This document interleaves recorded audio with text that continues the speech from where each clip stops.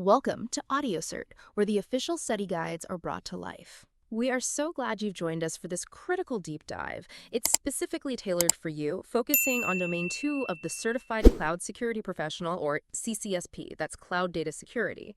Now, for anyone preparing for the exam, or maybe just trying to really get a strategic handle on modern cloud operations, well, this domain is absolutely critical because the mission of the cloud is data, right? Moving it, storing it, processing it.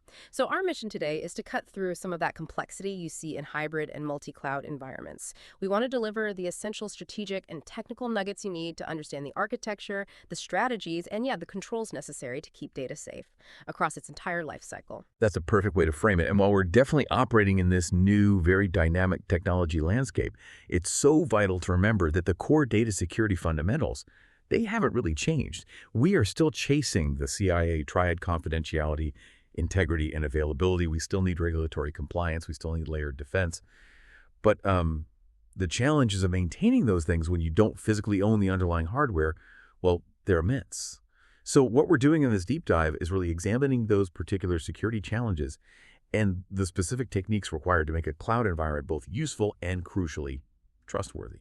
Okay, so let's establish your journey for this session. We're going to start with the cloud data lifecycle. Makes sense, right? Because how you secure data depends entirely on what that data is doing. We'll look at the particular controls needed at every single stage, from creation all the way to destruction. Then we'll move into how data is physically organized. We'll cover cloud storage architectures. And finally, we'll analyze the foundational security strategies, things like encryption and key management, the necessity of data obscuration techniques, and those crucial monitoring tools like some security information and event management and DLP, data loss prevention. Sound good? Let's dive into segment 1, the cloud data lifecycle. So let's unpack this idea of the lifecycle first. Data in the cloud, just like data sitting in a legacy environment, it has a distinct journey. It's never really static. It moves through 6 common stages: create, store, use, share, archive, and destroy. And if we miss securing even one of these stages, well, the entire chain of custody could be broken. Exactly. And the most interesting challenges, I think, arise because data creation and use are often happening remotely. Maybe by unmanaged devices sometimes. And it's all residing on infrastructure we don't physically control. So we have to address the security needs that are specific to the current state of the data, whatever phase it's in. Okay, let's start at the beginning then. The create phase. This is ground zero. Data can be created either remotely, like by a user on their workstation who then uploads it, or it can be created directly within the cloud data center, maybe via remote manipulation. So what are the controls we absolutely must put in place right out of the gate for that remote creation scenario? Right. If the data is created remotely, the first, most critical control is this. The data must be encrypted before it is uploaded to the cloud. And I want to stress, this isn't just a recommendation. It's really a foundational defense. It provides dual protection. First, it guards against man-in-the-middle attacks, MITM attacks, during that transit phase. And second, it crucially protects against insider threats once the data actually lands in the cloud service provider, or CSP, data center. It ensures CSP personnel simply cannot access the raw data. Okay, so not just any encryption. We need serious, verifiable encryption. What are the benchmarks we should be looking for? What makes it serious? Good question. We need encryption with a high work factor. That just means it's computationally very hard to break. It takes a lot of effort. But maybe more importantly for compliance, the crypto system used. It really should be listed on the FIPS 140-2 list of approved crypto solutions. FIPS, that's the Federal Information Processing Standard. It's an absolute requirement for systems handling government data or highly regulated data. And frankly, it acts as a solid industry standard for trustworthiness in general. Makes sense. And the connection itself, the pipe it travels through, that needs the same level of scrutiny, I assume. Absolutely. Beyond encrypting the data payload itself, the connection used for the upload has to be secure. Preferably using an IPsec, that's Internet Protocol Security, or TLS Transport Layer Security, specifically version 1.2 or higher VPN solution, a virtual private network. IPsec is often preferred for those site-to-site tunnels, giving you broad network coverage, while TLS, that usually provides a secure channel more at the application layer. And it's probably worth noting here, TLS has functionally replaced the old deprecated secure sockets layer, or SSL standard, although you still hear the term SSL thrown around a lot in IT circles. Okay, so that addresses data coming into the cloud from outside. But what if the data is created inside the cloud environment itself, like, say, a log file generated by a virtual machine running in the cloud? The control is actually very similar. Data created within the cloud must also be encrypted upon creation. This step is specifically about mitigating that insider threat again, ensuring that CSP administrative or maintenance personnel can't inadvertently, or maybe even maliciously, access raw customer data just because it happened to be generated on their infrastructure. Mm-hmm.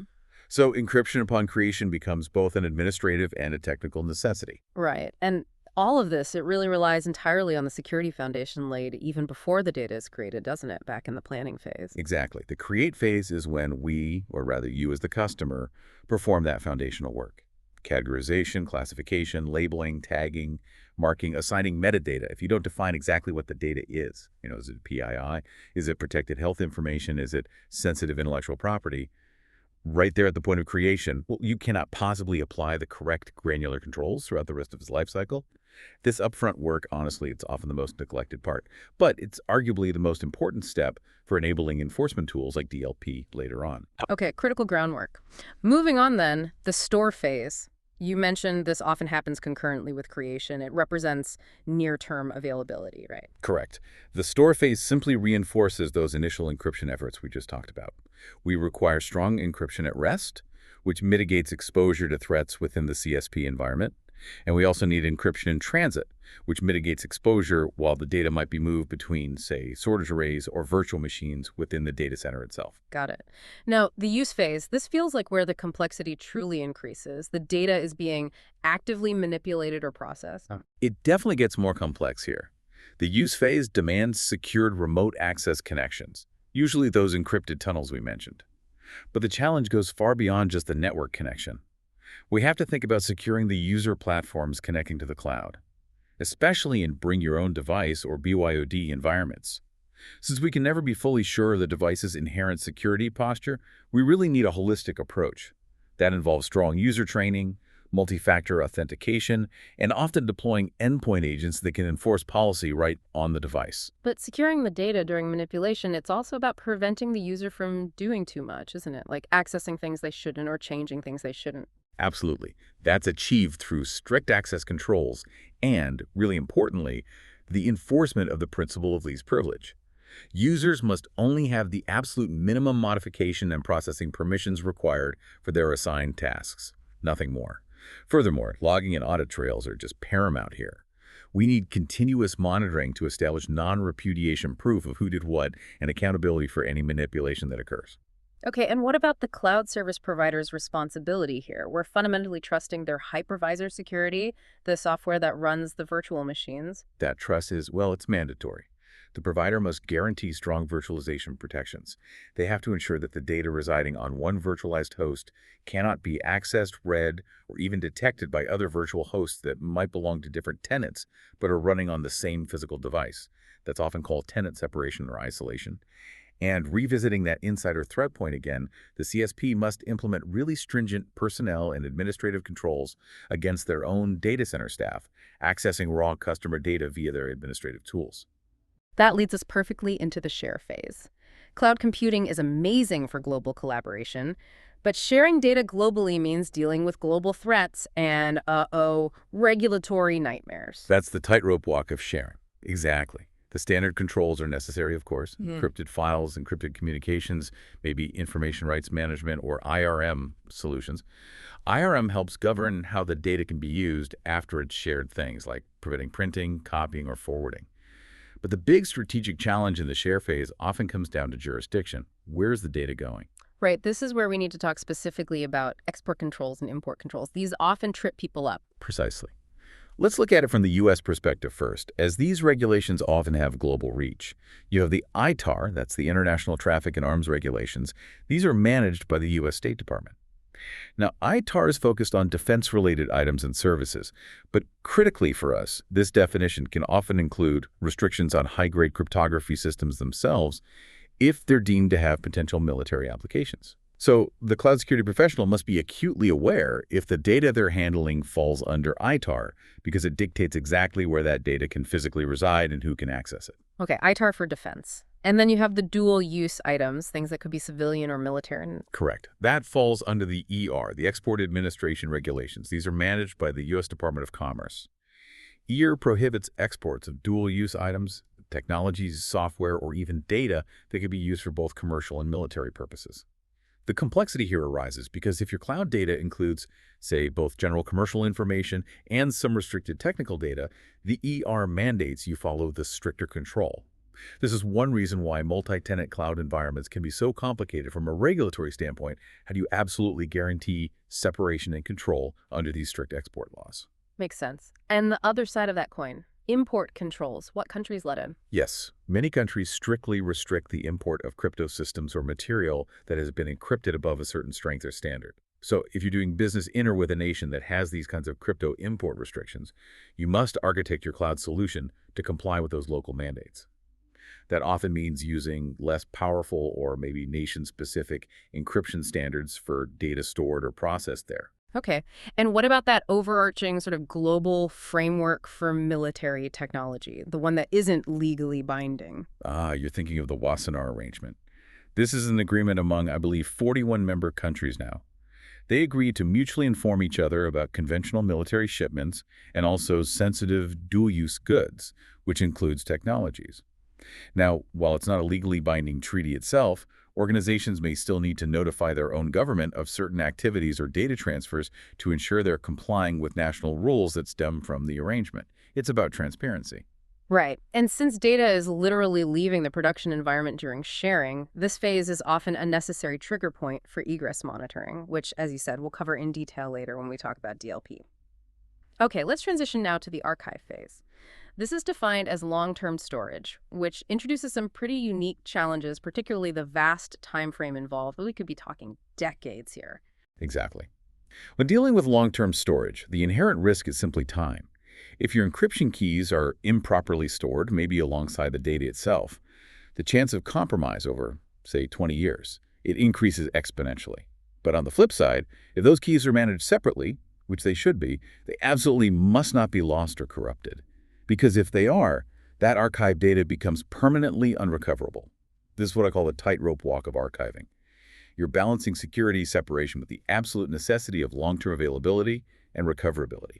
You have to have strong key rotation and key recovery mechanisms built into the archive process itself. I recall the study materials mentioning a specific cryptography technique that helps mitigate some of that key management risk over long periods, mainly due to its efficiency. Yes, that would be elliptical curve cryptography, or ECC. ECC is strategically important here because it uses these complex algebraic elliptical curve to provide the same robust level of security as traditional, much larger public key infrastructure keys, but it uses a significantly smaller key size. Why does that matter? Well, smaller keys are faster to process, they're less taxing on potentially limited resources in an archived system, and critically, they're easier to manage and store securely over very long time frames. This makes them ideal for constrained archive systems or even mobile environments. Interesting. So, besides the crypto, archiving forces us to think about physical security aspects too, things that sound almost legacy even though the data itself might be virtualized. You mentioned 4 key aspects to consider. Right. Even in the cloud, these matter. First, location. Where's the archive physically stored? You need to analyze jurisdictional risks, environmental factors. Is it in a floodplain? A tsunami zone? Is the jurisdiction politically stable? You likely want geographic separation from your primary production environment for disaster recovery, but it still needs to be accessible during a contingency. Second, format. Is the data being archived onto physical media like tape or magnetic storage? This raises questions of portability, potential theft. But honestly, the single biggest long-term risk here is format obsolescence. Oh, yeah, this is a relatable point. I remember digging out a box of old storage disks, maybe zip disks or jazz disks, only to realize I hadn't owned a compatible drive in probably over a decade. That's a perfect analogy. Today's magnetic tapes, or even current solid-state drives, SSDs, they might become completely unreadable due to hardware or software changes in 10, 15, 20 years. So a robust archive plan has to budget for and actually execute regular format porting and migration schedules. You have to ensure the data remains accessible, or perhaps that you maintain the required legacy hardware to read it, which can be its own challenge. Third, staff. Since archives are often outsourced or managed by contractors, you need sufficient personnel controls, background checks, reliance checks, ongoing monitoring procedures that meet your organization's security standards, not just the provider's minimum. And finally, number 4 is procedure. You need defined, documented, and regularly tested procedures for data recovery testing, for porting data to the archive, and for scheduling your backups, whether they're full, incremental, or differential. The customer, that's you, must impose these requirements via service level agreements, SLAs, with the cloud provider and then rigorously monitor their compliance. Okay, that covers archiving thoroughly. And finally, the last phase in the lifecycle, destroy. In the cloud, how do we guarantee complete verifiable data destruction when we don't own the physical spinning drives or SSDs? We can't just shred them. Right, we can't take a drill to it. So we must rely on cryptographic erasure, which is also sometimes called crypto shredding. Since we, the customer, cannot physically access the media to degas it or physically destroy the drive platter, crypto shredding is really the only currently feasible and thorough means for data destruction in most cloud environments. How does it work? Well, by securely destroying the encryption keys associated with the data, we immediately render the underlying encrypted data completely unrecoverable. It doesn't matter if the physical storage media is later reused by the CSP or even discarded. Without the key, the data is just random noise. Got it. Crypto shredding is the key, literally. Okay, that wraps up the lifecycle. Let's move to segment 2. Cloud storage architectures. So we've established the data lifecycle and the security challenges at each phase. Now, let's transition into how that data is actually, well, organized and accessed within the cloud environment. Because the architecture fundamentally dictates the appropriate security strategy, right? Absolutely. The architecture matters a great deal. The three main architectures we really need to master for the CCSP are volume storage, object-based storage, and then we can touch on some specialized delivery types like databases and content delivery networks, or CDNs. Let's start with volume storage. This one probably feels most familiar to folks with a traditional IT background. It's often associated with infrastructure as a service, or IaaS. Yes, exactly. With volume storage, the customer is allocated virtual storage space, and it's represented to their virtual machine, their VM, as essentially an attached drive. To the user or the OS running on the VM, it looks and acts just like a physical hard drive. The actual underlying physical memory addresses on the CSP's hardware, completely transparent, abstracted away. And volume storage generally comes in two main forms, file storage and block storage. Okay, can you clarify the distinction between file and block storage specifically in a cloud context? How do they differ in practice? Sure, file storage is structured hierarchically. Think files and folders, just like a traditional network-attached storage device, a NAS or your computer's file system. It's generally easy to manage and is popular with applications like big data analytical tools that often rely on that kind of organizational structure for processing. Block storage, however, is different. It's presented to the customer as essentially a blank, raw volume of disk space. It requires more administration from the customer side. You often have to install an operating system or at least a file system onto it to manage it. But the trade-off for that extra admin effort is usually higher performance and greater flexibility. This makes block storage better suited for things like volumes containing diverse data types, maybe enterprise backup services, or complex operating system installations that need direct block-level access. Okay, and to ensure the integrity and availability of this raw volume storage, even though it's virtual, the CSP uses mechanisms similar to what we'd see in a traditional data center. Correct. Under the hood, the CSP's volume storage systems can utilize technologies like bit splitting and erasure coding. These perform essentially the same data protection functions as a redundant array of independent disks in traditional storage.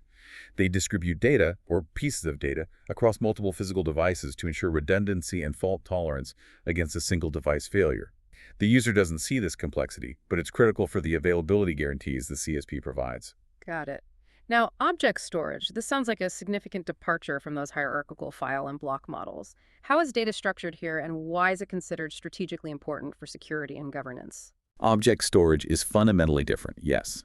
It's built for massive scale and, importantly, for metadata richness. Data isn't stored in a hierarchy. It's stored as individual, flat objects. Critically, each object includes three core components. 1, the content itself, the actual data. 2, rich metadata, which is a detailed description of the content, its attributes, maybe access policies. And 3, a unique address identifier. This identifier locates the object across the entire, potentially global storage space. There are no drive letters or folder paths in the same way. So what's the major security or compliance benefit of having that rich metadata attached directly to the object rather than relying on an external file system or database to track it? Oh, the metadata is a potential game changer for governance. It allows for a really significant level of description, including things like automated marking, classification labels, retention policies, legal hold flags, categorization, all of which travel with the data object itself. This capability fundamentally enhances the opportunity for indexing, for centralizing data management functions, and for much more robust data policy enforcement. It links back directly to tools like IRM and DLP. For example, you could set an immutability flag right there in the metadata, ensuring that once the object is written, it cannot be deleted or modified for a specific retention period. That's vital for certain regulatory compliance scenarios, like SEC Rule 17A4. Ah, okay. So instead of relying on rules applied by external systems, the object itself carries its own rules and identity. That certainly sounds much more inherently secure and manageable at scale. It generally is. It centralizes control and makes enforcement potentially more resilient. Access control is also often handled differently, typically via policies tied to that unique object ID, maybe using secure, time-limited URL links rather than traditional folder permissions. Interesting. Okay, moving on to maybe more platform as a service, PAT, or software as a service SaaS environments. We often encounter databases. They're the fundamental backbone of most applications. Right. Databases, whether they're traditional relational databases or newer NoSQL types, function similarly to their legacy counterparts. They provide structure for stored data based on specific characteristics and elements. They typically require a primary key or some unique identifier for filing, indexing, and retrieval. In the cloud context, this is usually back-end storage that users access indirectly, perhaps through online applications or application programming interfaces, APIs, often via a web browser. And they are critical because they often contain the organization's most valuable, dynamic, and sensitive transactional data. Securing cloud databases is a huge topic in itself. Definitely. And finally, let's touch on the Content Delivery Network, CDN. We usually associate this with improving user experience, faster website loading times, but what are the security implications we need to consider? A CDN is essentially a highly distributed form of data caching. The CDN provider places copies of commonly requested static data, things like images, videos, JavaScript files, CSS style sheets, in servers located geographically close to where the end users are, near major metropolitan areas, for example. This dramatically improves bandwidth usage and delivery quality, making websites and applications feel much faster. The security implication, however, is quite significant. Copies of your data, even if static, are now sitting in potentially dozens or even hundreds of edge locations. These locations are outside your core, secure data center environment. So it's a massive increase in the potential attack surface. Exactly. Each one of those caching locations, those edge servers, is a potential point of compromise. You have to be really careful about what data you allow to be cached. It absolutely should not be sensitive or dynamic data, and you need assurances from the CDN provider about how their infrastructure is secured and segmented. You want to minimize the risk that a compromise at one edge location could somehow give an attacker a foothold back into your primary environment. Makes sense. Data distribution needs careful consideration. Okay, let's pivot to segment 3. Cloud Data Security Foundational Strategies. We've established the lifecycle phases and the different storage architectures. Now let's pivot to the actual technologies and strategies that make secure cloud usage pragmatic, even possible. And right at the top of that list, arguably the most important dependency is encryption. Absolutely. Cloud computing, as we know it today, has a massive, essentially non-negotiable dependency on encryption. Without effective encryption, secure cloud use is simply impossible, period. But, and this is a huge but, the strength of your encryption algorithm is frankly irrelevant if your key management practices fail. Right. The encryption itself is complex mathematics, but the real operational complexity and where things often go wrong lies in key management. How those mathematical keys, those numeric strings, are generated, handled, stored, rotated, and eventually destroyed. The fundamental principle here, the one you absolutely must remember, is that encryption keys must be secured at the same level of control, or ideally higher, than the data they protect. We must always remember that the strength of the crypto system, whether it's AES 256 or something else, it's meaningless if the key itself is easily disclosed, lost, or compromised. The key unlocks everything. I often hear about the convenience of something called transparent encryption, where the key is stored right there with the encrypted data, maybe in the same database. That sounds incredibly convenient, but also like a huge risk. It is convenient, and that's its appeal, but it is a massive risk from a security perspective. Transparent encryption is sometimes used in database management systems where the encryption key is stored, essentially, within the database environment itself. While it's seamless for the application, it fundamentally violates the principle of separation of duties and separation of controls. If that database environment is compromised, say, through a successful SQL injection attack or credential theft, the attacker potentially gets both the encrypted data and the key needed to decrypt it. Game over. Okay, so that points to needing separation, either physical or logical separation, which brings us to the concept of a hardware security module, or HSM. What exactly is that? An HSM is a dedicated piece of hardware. It's a hardened, often tamper-resistant or even tamper-proof physical device. It's designed specifically to safely store cryptographic keys, manage them, and perform cryptographic operations, like encrypting, decrypting, signing data, or generating hashes, without ever exposing the private key material outside the module's secure boundary. HSMs are considered far stronger and more secure than purely software-based key management solutions, precisely because the key never leaves that secure hardware boundary. Trying to physically tamper with it usually results in the keys being zeroized or erased. Okay, HSM for secure storage. Beyond just the storage method, what are the essential ongoing key management processes that organizations absolutely must have in place? I think you mentioned 4 key ones. Yes, there are several critical processes. First, key recovery. What happens if an employee leaves the company or genuinely loses their key? The organization must have a defined, documented, and typically multi-person control process, often requiring a quorum of individuals to activate a key recovery mechanism to securely access the data encrypted with that lost key. You can't afford to lose access to critical data. Second, key distribution. Issuing new keys to new systems or users is inherently risky. You must never pass keys in the clear, electronically or otherwise. Passing keys out of band, meaning via a separate, secure channel totally distinct from the data channel, is the preferred method, although setting up and maintaining that secure out-of-band channel can be cumbersome and sometimes expensive.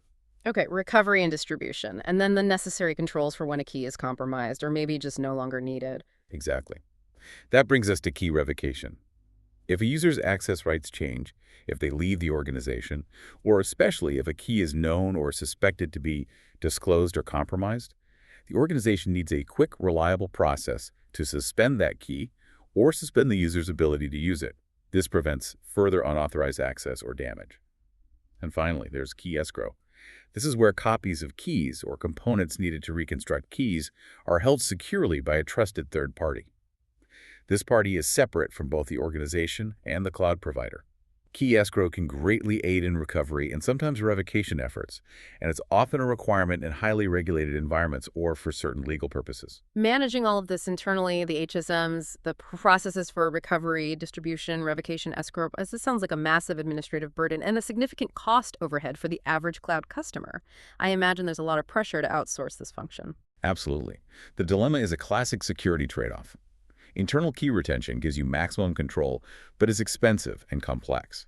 Storing the keys directly with the cloud service provider might seem easier, but it's risky due to the lack of separation from the data they're protecting. So the preferred strategic solution that has emerged in the industry is often to use a cloud access security broker, or CASB. CASBs, we hear that term a lot. Why are CASBs often considered the preferred solution here, rather than just using the key management services KMS that many cloud providers now offer integrated into their platforms? It really comes down to 2 key principles: separation and specialization. A CASB, being a third-party provider, inserts a layer of security, policy enforcement, and visibility between the cloud user and the cloud provider. They often specialize in identity and access management, IAM, and crucially for this discussion, key management services. They typically offer core competencies in key management, often utilizing their own high-assurance HSMs in their secure facilities. Critically, using a CASB ensures that the keys are physically and logically separated from the cloud service provider's data centers, where the primary data resides. This approach dramatically reduces the cost and complexity for the customer compared to building it all themselves, while still adhering to that vital principle of separation of duties and controls. You're not putting all your eggs, data and keys, in one basket, the CSP. Okay, that clarifies the CASB role significantly. That addresses current challenges. But what about the bleeding edge? You mentioned some experimental technology earlier that might fundamentally change the way we process encrypted data entirely. Yes, that's homomorphic encryption. It's still largely experimental and faces performance challenges, but the promise is huge. The goal of homomorphic encryption is to allow computations, mathematical operations, analysis, processing to be performed directly on data while it remains fully encrypted. Right now, generally, to actually use data for computation, we have to decrypt it first, even if only briefly in memory. And that decryption step, however brief, creates a moment of vulnerability. If homomorphic encryption becomes fully functional and performant enough for practical use, and performance is the major bottleneck right now, it could enable things like secure multi-party computation or analysis of sensitive data in the cloud without ever needing to trust the cloud provider or the host environment with the decrypted raw data. It would be a truly radical shift in cloud trust models, something to definitely keep an eye on. Fascinating potential. Okay, so encryption is for total protection, keeping data unreadable. But sometimes we need to use or operate on data in a way that doesn't require exposing its full sensitivity, maybe for operational tasks, compliance testing, or just for display purposes. This is where data obscuration techniques come in. Why would we choose to obscure data instead of just encrypting everything? That's a great question. There are three critical operational reasons why obscuration is necessary. First, test environments. When you're developing or testing new software, you need data that realistically mimics your production data. But you should never use actual live production data in a test environment. The risk is too high. So you use obscured or masked data that closely approximates the production data's traits and characteristics, like format, length, data types, to ensure your tests for functionality and performance are valid, but without exposing real sensitive information. Second, enforcing least privilege in operational workflows.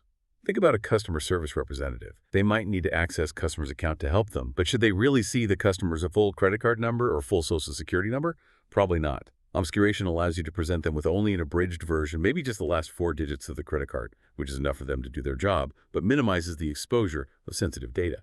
And third, secure remote access scenarios. When someone is accessing sensitive data remotely, obscuring certain details on the screen can help prevent risks like shoulder surfing, someone looking over their shoulder, or accidental exposure if the remote session is somehow compromised or recorded. Okay, so it's about reducing exposure while still allowing some level of functionality.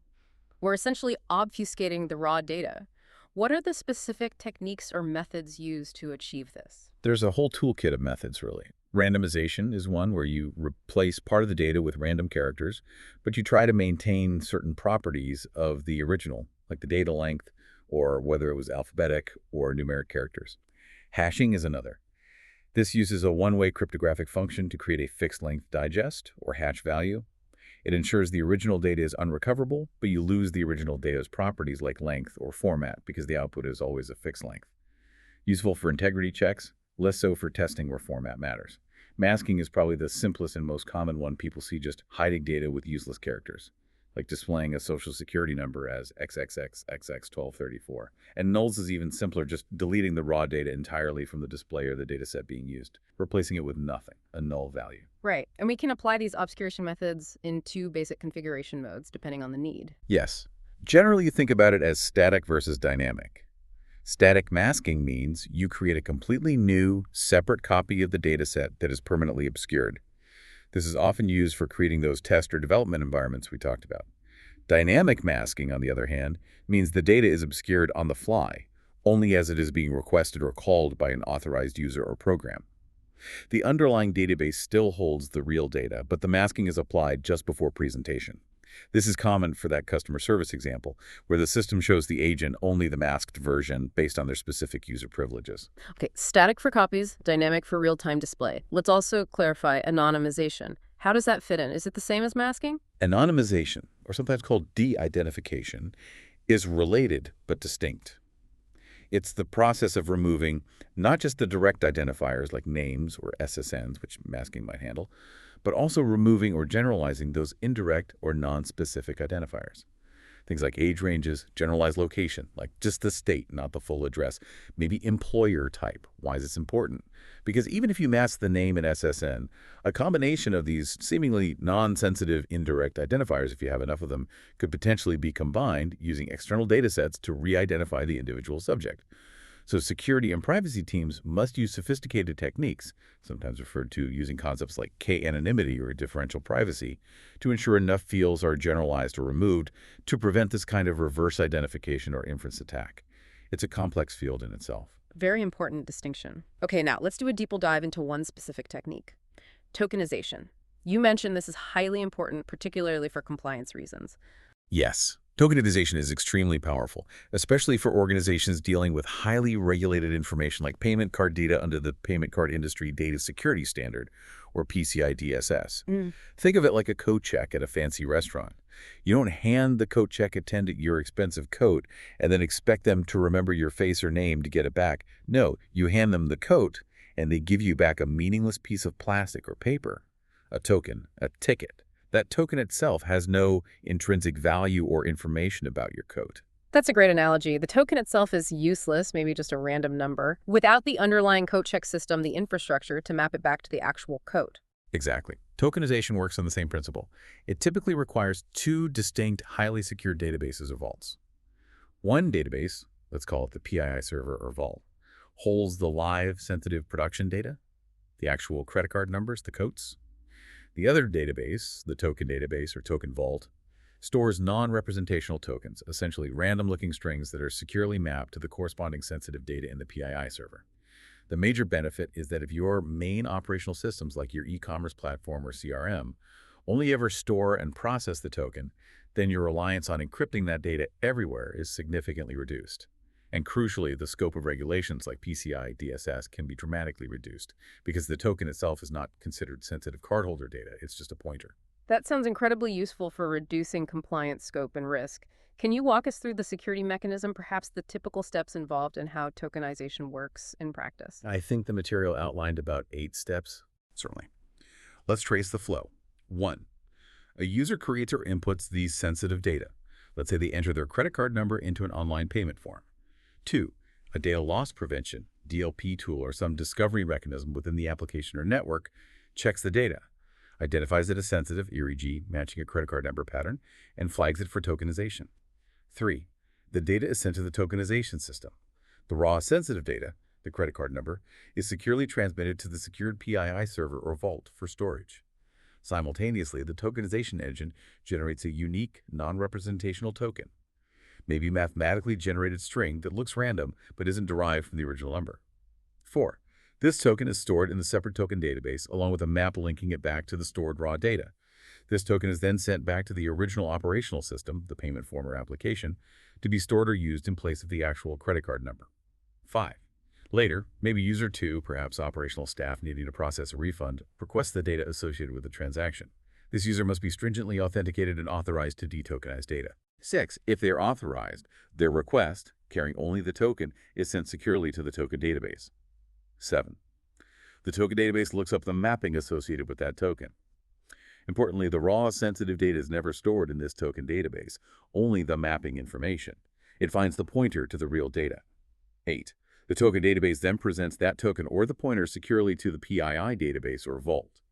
The PII database retrieves the corresponding raw data based on the token pointer and securely returns it only to the authorized requesting user or system for that specific necessary transaction. Okay, that's a detailed flow.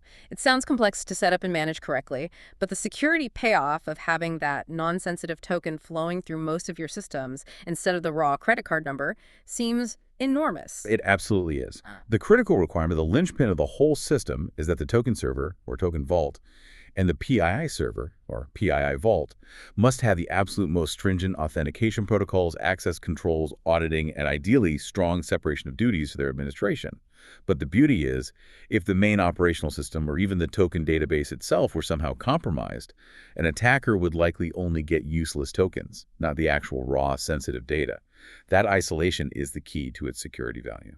Makes perfect sense. Isolation is key. All right, let's move into our final segment, segment 4, monitoring and prevention. Right. We've talked about protecting the data at rest, in transit, in use. We've covered obscuring it when needed, managing the keys. But any security strategy ultimately fails without continuous visibility and the ability to detect and respond to threats. So now we pivot to the tools necessary for maintaining that vigilance and enforcing policy across this dynamic cloud environment. And monitoring in the cloud, like anywhere else, hinges on logs, right?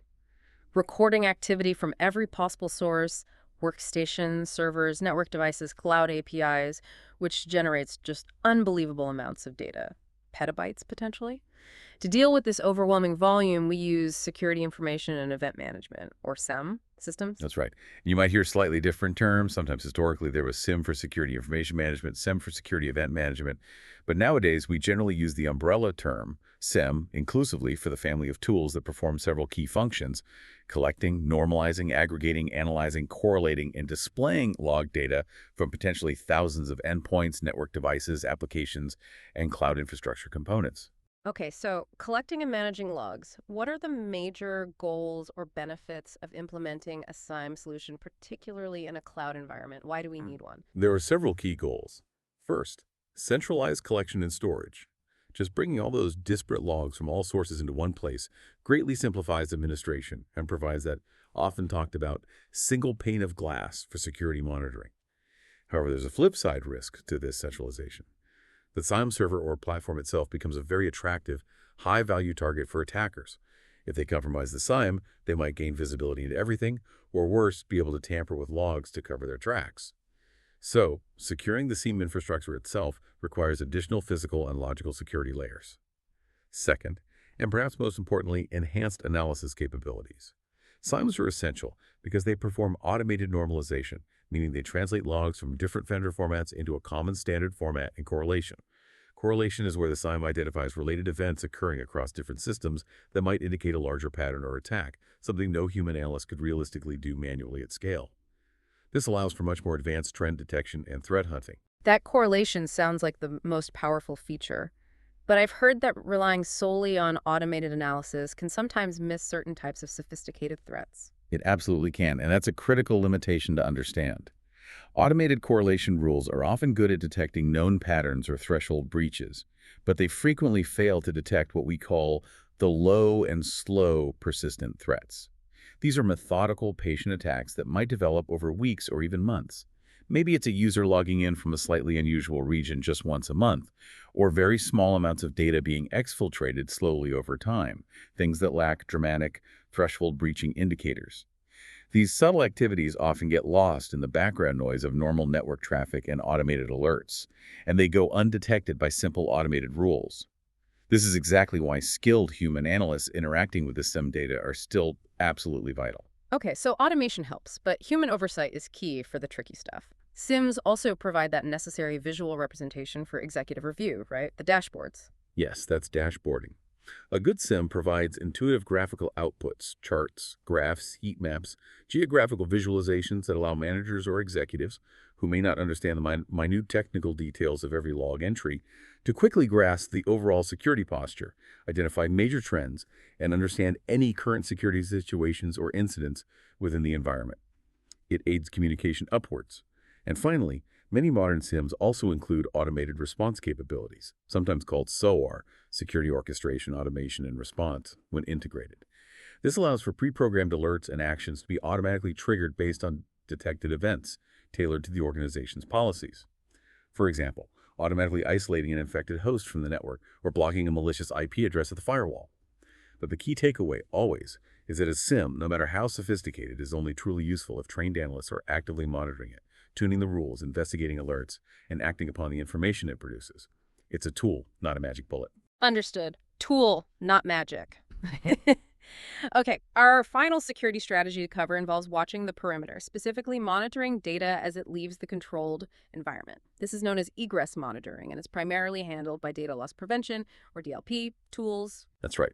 DLP, which, depending on the vendor, might stand for data loss prevention, data leak prevention, or data loss protection, is essentially the last line of defense, the gatekeeper checking data before it goes out the door, whether that door is an email gateway, a web proxy, a file transfer, or even a USB drive. The major strategic goals for implementing DLP are multifaceted. First, it obviously provides an additional layer of security in our layered defense strategy. Second, it facilitates policy enforcement, both by actively blocking forbidden data flows and by alerting users and administrators to accidental or intentional policy violations, which can have a deterrent effect. Third, it provides enhanced monitoring. DLP logs become another critical stream of security information, feeding back into the SIEM, showing exactly what data is trying to leave and by whom. And fourth, it's often critical for regulatory compliance, helping organizations identify, track, and control the dissemination of specific regulated data types like PII, PHI, or financial data. DLP can even sometimes link to IRM tools for enhanced control over intellectual property after it leaves. Okay, so it's a gatekeeper with multiple functions. let's look at the process itself. How does a DLP tool actually identify sensitive data flowing out through the network or endpoints? It generally follows a three-step process: identification, monitoring, and enforcement. Identification is the first challenge. How does the DLP know what data is sensitive? This can be done in several ways. You can be automated, using built-in or custom patterns and templates, things like searching for strings that match the format of a 16-digit credit card number or a 9-digit social security number. Or identification can be more manual or context-aware, leveraging those classification markings and rich metadata that were hopefully assigned during the create phase of the data lifecycle. If a document is tagged as confidential internal only, the DLP can recognize that tag. It can also use simple keyword searches for proprietary project names or sensitive terms. Crucially, the quality and accuracy of the initial data classification markings directly impact the accuracy and effectiveness of the DLP system, significantly reducing painful false positives. Okay, so it identifies based on patterns, tags, or keywords.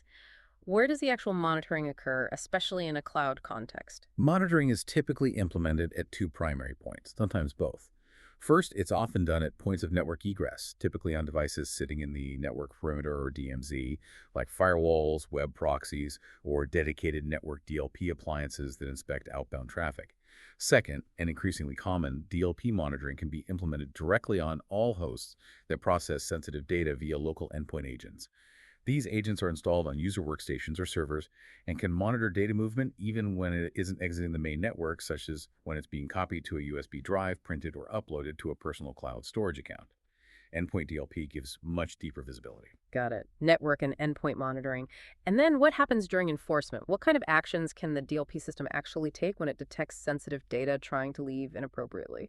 The enforcement actions are usually highly configurable and should be tailored to the organization's specific policies, risk tolerance, and the sensitivity of the data detected. For potentially accidental disclosures, the DLP system might be configured to simply warn the user, maybe pop up a message explaining the policy violation and requiring them to confirm their intent to proceed while logging the event. This handles honest mistakes.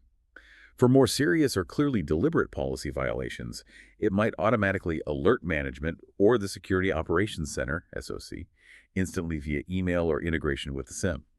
And for the most critical data or high-risk scenarios, the DLP can take more draconian actions.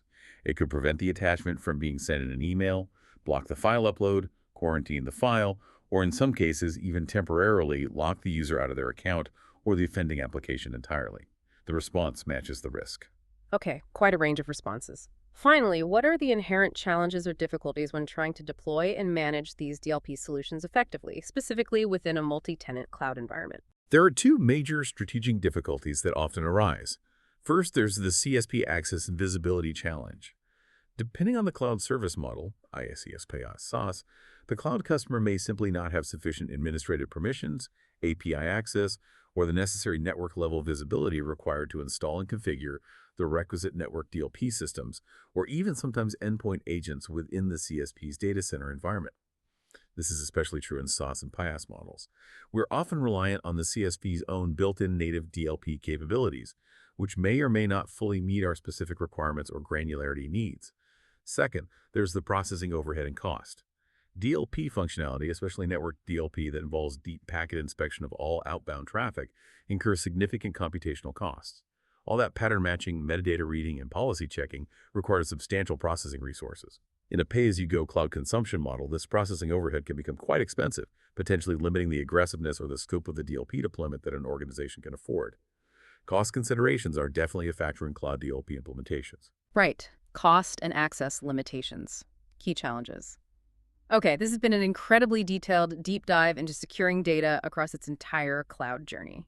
Let's try to hit the high points one last time. Summarize the essential strategic takeaways that you, our listeners, really need to focus on for mastery and for the exam. Absolutely. Let's recap the essentials. First, really internalize the security risks and the necessary controls for each phase of the data lifecycle. Remember, things like encryption before upload is critical in the create phase. Enforcing least privilege and ensuring strong virtualization protections are paramount in the use phase. And mandatory crypto shredding is really your only viable option for the destroy phase in the cloud. Also, make sure you can master that regulatory maze surrounding global data movement. Be able to clearly distinguish between the U.S. State Department's defense-related ITAR regulations and the Commerce Department's dual-use EAR regulations. And recall that the Wassenaar Arrangement is that non-binding international notification agreement, mainly concerning conventional military shipments and sensitive dual-use goods. For storage, definitely be able to differentiate the major cloud storage architectures. Understand the raw flexibility and performance benefits of block storage, the ease of use and hierarchical nature of file storage, and crucially, the governance power that comes from the rich metadata capabilities of object storage. And don't forget that using a CDN vastly increases your edge attack surface and requires careful data selection. Key management is absolutely non-negotiable. Remember that golden rule. Encryption keys are not, I repeat, not to be stored with the cloud provider or alongside the data they protect. The CASP is generally your preferred outsourced solution for enforcing that crucial separation and bringing specialized expertise. And maybe keep half an eye on the future potential of homomorphic encryption as it develops. And recall the important differences in the data obscuration techniques. Masking simply hides data with dummy characters. Anonymization goes further, removing or generalizing those indirect identifiers to prevent re-identification. And tokenization is that powerful technique using non-representational tokens stored in two separate, secure databases to fundamentally reduce regulatory scope, especially for things like PCI DSS. Finally, know your monitoring tools and their limitations. SIEM systems are essential for centralizing logs and enabling advanced correlation, but remember they require skilled human analysis to reliably detect those insidious, low and slow persistent threats. And DLP monitors data egress to enforce policy and aid compliance, but its effective implementation in the cloud can often be challenged by CSP access limitations and significant processing costs. And perhaps to connect all of this together, maybe a final thought to consider. The overall success of your cloud data security strategy hinges fundamentally on the intelligent and consistent application of strategic separation.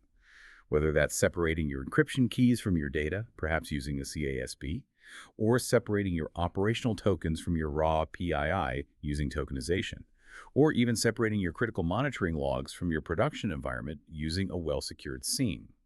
That strategic isolation, that separation of duties and controls, is really the core foundation upon which cloud data trustworthiness is built. Excellent insights and a great unifying thought to end on. Thank you so much for diving deep with us today into the critical domain of cloud data security. We certainly look forward to guiding you through the next essential domain in the CCSP journey. Until then, keep digging, keep learning, and stay secure.